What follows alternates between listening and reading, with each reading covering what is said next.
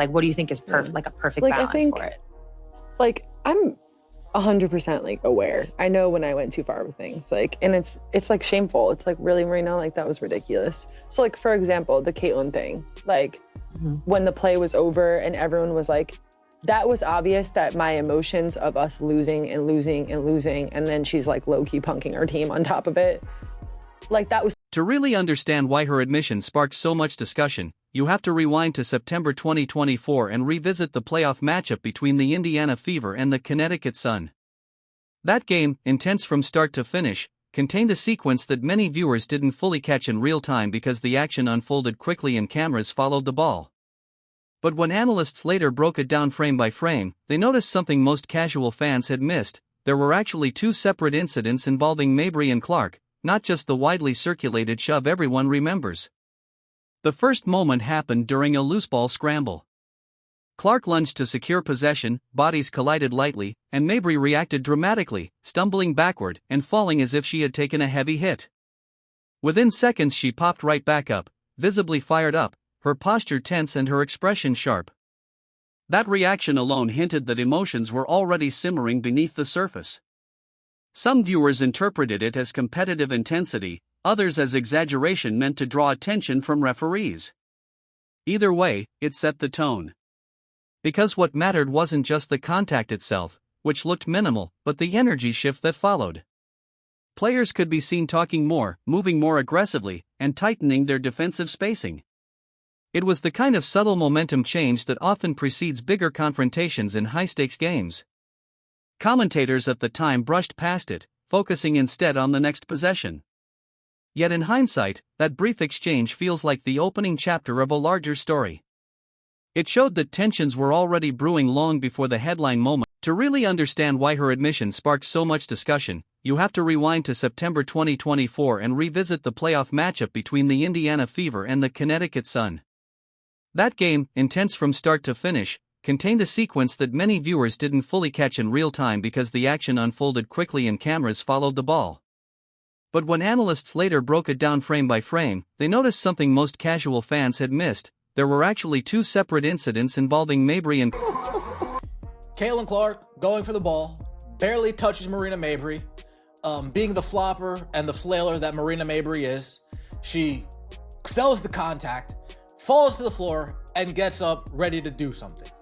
So you know from this day forward, Marina Mabrey been plotting to get back at Caitlin Clark. Oh yeah, folks, we don't forget. Been plotting to get back at Caitlin Clark.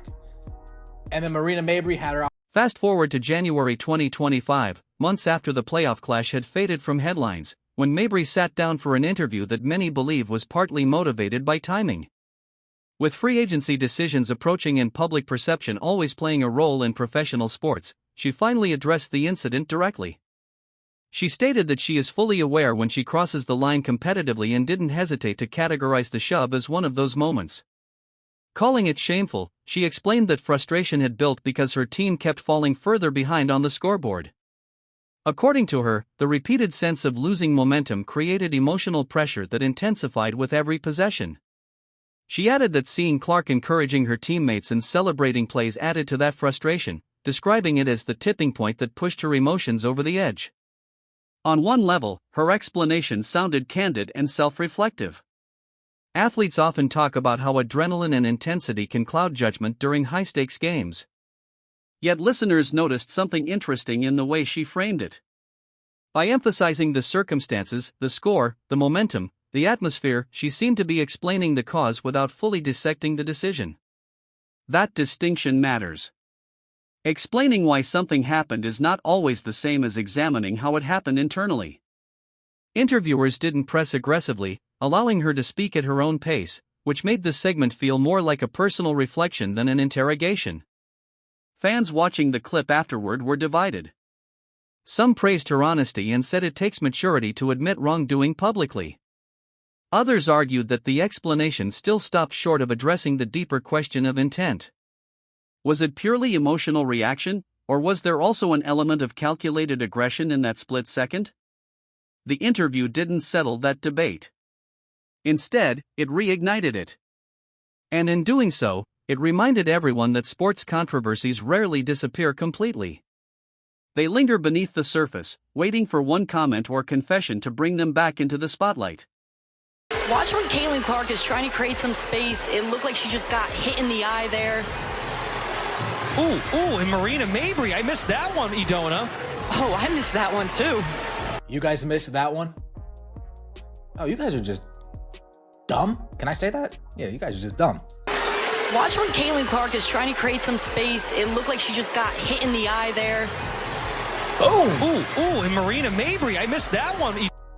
But you know what I didn't miss? Good old Tina Charles. Marina Mabrey just beat Tina Charles to the spot. Tina Charles ready to put a forearm in CeCe's back. Now let's break down the second sequence, the one that truly fueled controversy and replay debates across sports media. Clark was working to create space offensively, maneuvering through defenders, when a hand struck her face and poked her directly in the eye. The contact clearly affected her vision. She turned away from the play instinctively, blinking and disoriented, as the whistle sounded to stop action. In basketball terms, that means everything pauses. The ball is dead, movement should cease, and players typically reset for the next inbound. But instead of calm, what followed was chaos. As Clark faced away, still recovering from the eye contact, Mabrey charged in from behind and delivered a full-body check that jolted her forward. What made the moment particularly alarming wasn't just the shove itself. It was what cameras revealed in the background. Tina Charles was already positioning herself nearby with her forearm raised, seemingly preparing to make similar contact. Slow-motion replays suggested she might have intended to bump Clark as well, but Mabrey reached her first. The optics were startling, two defenders converging on a player who couldn't see clearly and wasn't actively participating in the play anymore. Inside Gainbridge Fieldhouse, the crowd reaction was immediate and explosive. Boos rained down loudly, echoing through the arena with each replay shown on the big screen. From that point forward, every time Mabrey touched the ball, the noise returned, a constant reminder that fans hadn't forgotten what they witnessed. Crowd reactions like that can shift the emotional temperature of a game, affecting not only the targeted player but everyone on the floor. Teammates become more protective, opponents more defensive, and referees more watchful. The shove didn't just create a highlight clip. It changed the atmosphere of the entire contest. And that's why the incident stayed in public memory long after the final buzzer. It wasn't merely physical contact. It was the context surrounding it that made it feel so intense, controversial, and impossible for viewers to ignore. Everyone's booing us, like it feels like shit. We end up losing by like 25, and it's like, Marina, that's your fault, buddy. Like, damn, get it in back. No wonder why everybody hates Caitlin Clark. You find yourself on the floor with CC22. Yeah, you're most likely. What makes this entire situation so compelling is the contrast between acknowledgement and omission. Mabrey clearly accepted that she went too far and didn't try to deny or minimize the shove. That alone separates her response from many sports controversies where athletes deflect blame or insist nothing unusual happened. However, the conversation surrounding her remarks persists because of what she didn't fully address. She spoke about frustration, pressure, and emotion, yet she stopped short of detailing the precise thought process that flashed through her mind in that instant. Was it pure impulse? Competitive instinct? A reaction to something said or heard that viewers never caught? Those unanswered questions keep analysts and fans debating. In high-level athletics, moments unfold in fractions of a second, and players often act before conscious reasoning catches up. Still, when those moments become public flashpoints, people naturally want deeper explanations. The lingering curiosity isn't necessarily about punishment or blame anymore. It's about understanding. Supporters of Clark continue to view the play as an unnecessary cheap shot, while supporters of Mabrey see it as a regrettable but human mistake under intense pressure. The truth may lie somewhere between those perspectives. What's undeniable is that the incident has become part of both players' narratives, referenced whenever discussions arise about competitiveness, sportsmanship, or emotional control. And that's why her recent comments matter. They didn't just revisit an old play. They reopened a conversation about accountability, perception, and the fine line athletes walk between passion and excess. Whether her explanation ultimately satisfies the public or not, it has ensured that the moment remains relevant. Because in sports, the plays people remember most aren't always the ones that decide the score. Sometimes they're the ones that reveal something deeper about the competitors themselves.